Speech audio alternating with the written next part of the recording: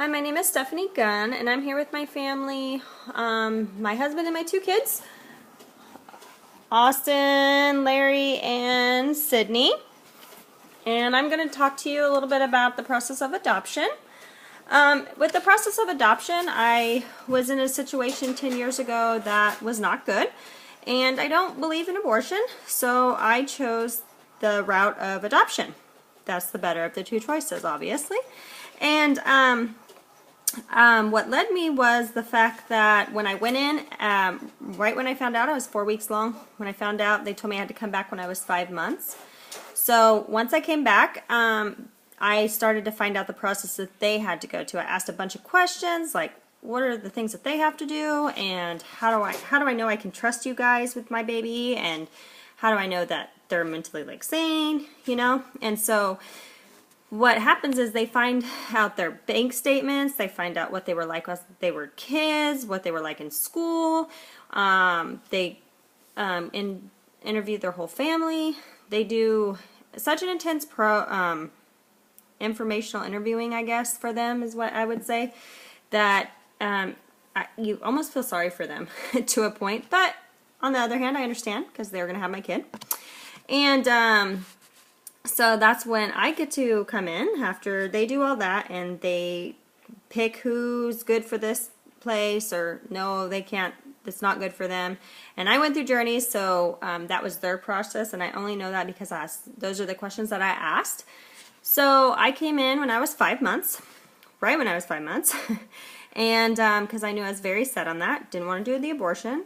And I went through 20 different books with my adoption coordinator, Jessica, who was absolutely wonderful. She was like my knight in shining armor, only in a different way. I gave her a list of things that I wanted.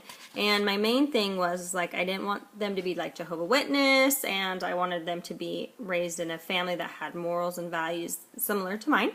So I got down to these one last people. Mike and Melissa. I absolutely loved them. They were great. The only thing I was really concerned about was the fact that they were Catholic. I was like, oh, I don't know about that. But it's not too far from Christianity. So I was like, okay, I can slide that one. They're very well-rounded people. This is good. Well, what happens after I pick them is there's another step process to it. Is as you're getting closer, you come up with a plan, a birthing plan. And my birthing plan was who was going to be in the room, who wasn't going to be in the room, how long they would get to be there, all the fun stuff.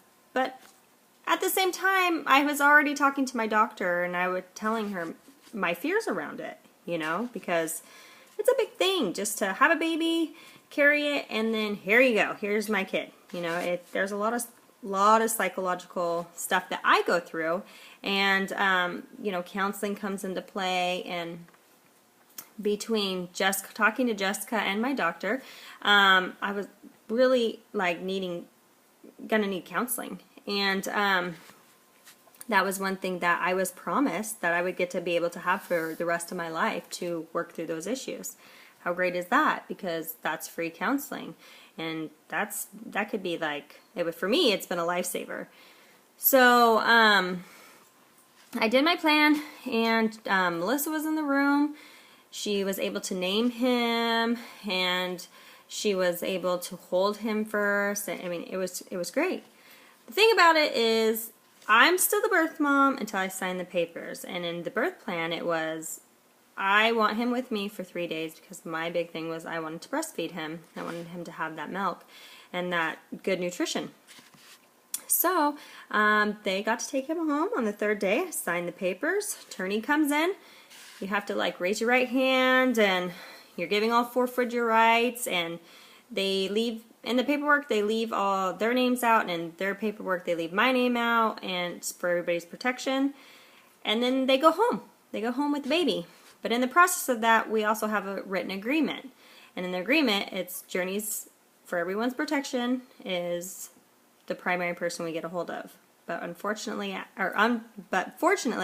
I have been lucky enough to have a relationship with Melissa, and we don't use Journeys anymore. We just talk directly to each other.